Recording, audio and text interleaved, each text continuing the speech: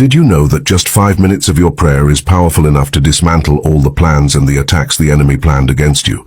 In this video, I will be teaching you about the mysterious things that happens behind the scenes every time you get down on your knees to pray. After this, you will never joke around with your prayers. So without further ado, let's get into it. In the spiritual realms, prayers are one of the most effective weapons every believer has. But have you ever wondered why the devil hates your prayers so much? Well, you know, sometimes you underestimate the power of your prayers because you think your prayers are just words. In fact, you don't take your prayers seriously because you think prayers are just about talking or speaking to God. But let me tell you something you didn't know. If you knew what 5 minutes of your prayers does to the kingdom of darkness, you would never stop praying. If your prayers were not that powerful, the devil would never bother fighting you. But the reason he keeps attacking you is because your prayers are causing a lot of havoc and disruptions to his kingdom. The Bible tells us in the book of 2 Corinthians chapter 10 verse 4, "For the weapons of our warfare are not carnal, but mighty through God to the pulling down of strongholds." When you got chosen by God, he didn't just empower you to sit quietly. Many believers keep making the mistake of thinking that just because Jesus has defeated the enemy, they no longer have to do anything else. But this is wrong. The Bible never teaches us this. Jesus himself said, "I give you the power to trample upon serpents and scorpions, and upon all the powers of the enemy, and nothing shall by any means hurt you."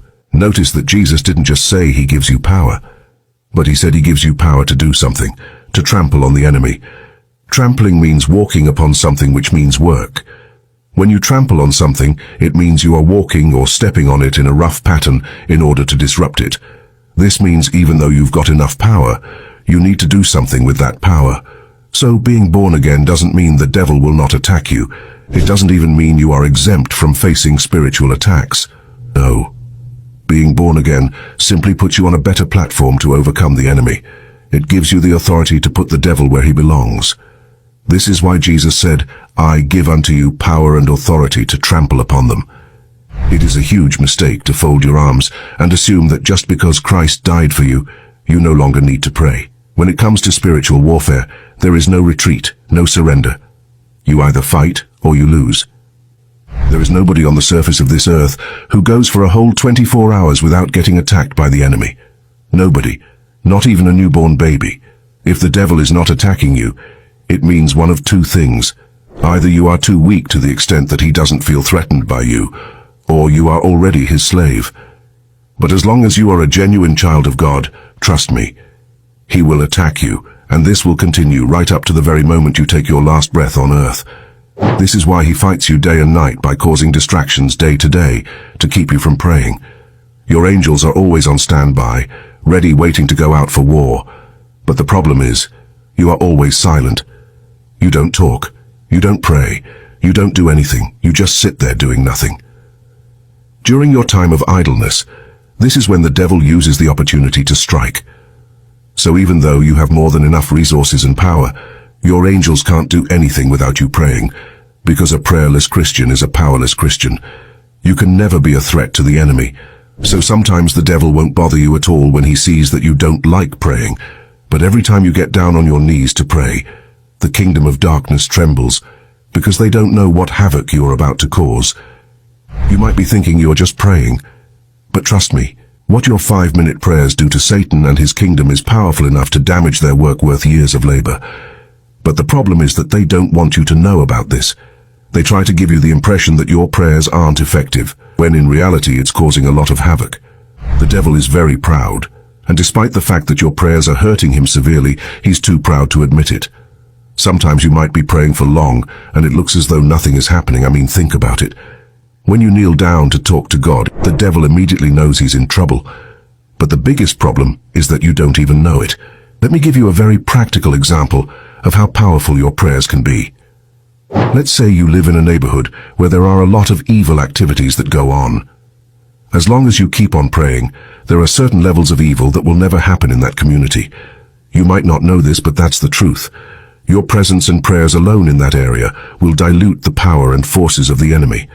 So even when the devil plants traps and sets up attacks, your prayers will dismantle them. The reason is that it takes the devil a very long time to plan evil against people. Sometimes it can take him months, sometimes it can take him years. But as long as you are in that community and keep on praying, your prayers will always keep dismantling the forces of darkness and their evil plans. So what will the devil do? He will try to attack you either by making you prayerless or by stirring up persecution against you so that you get distracted. This way you will stop concentrating on your prayers. As soon as you stop praying, you have given the devil a holiday and some rest. In fact, let me tell you, every prayer you pray isn't even meant to be just for you. As someone who has become more spiritually advanced, you hold the power to bring freedom and deliverance to those who are still trapped in the clutches of darkness. While you, through the redemptive work of Christ, have been set free and have emerged as a spiritually advanced individual, there are others who remain blind and oblivious to the truth. They are ensnared in the devil's web of manipulation, their lives governed by his malevolent influence. This is where your role becomes pivotal. God, in his infinite wisdom, calls upon you to rise up and intercede on behalf of these individuals. He urges you to pray fervently, passionately, so that the principalities and forces of darkness may be compelled to release those who are blind and lost. The scriptures bear witness to this truth as they remind us that the God of this world has deliberately blinded the eyes of those who dwell upon the earth, preventing them from embracing the truth and the light. So let your prayers be a clarion call to the heavens, a plea for divine intervention in the lives of those who are still trapped in darkness. As you engage in this spiritual warfare, remember that every prayer you offer is a mighty weapon, capable of shattering the chains that bind the blind and setting them free. This concept isn't only applicable in your community, it is also applicable to your family too. There are certain things the enemy will never be able to do to your family as long as you are a part and parcel of that family. This is why sometimes when you go to your house or to your home place, there are certain things that cannot happen because the presence of God in you stops the plans of the enemy. This is why sometimes you might even be at work and you notice that your colleagues start persecuting you, or people start hating you for no obvious reason. The reason they are hating you is not because you are bad. It is because the presence of God in you is provoking the demons that are around your environment. So when you get to a certain place and you notice that people start disliking you unnecessarily, instead of complaining, what you should do is continue praying. That shows that there is something in you that you carry that is stirring the enemy in the wrong way. So always continue praying and fasting. But as for giving up, never do so, because the moment you give up, you've lost the battle. So if people hate you, or you start getting attacked, it's a clear sign that the enemy has seen the presence of God you carry. And this is why Jesus himself told you that you will be hated by all men for his namesake. Even if you go to a place and keep quiet, people might just dislike you because the presence of God in you is just too evident. The anointing of God in you is manifesting in a way that you could never have imagined.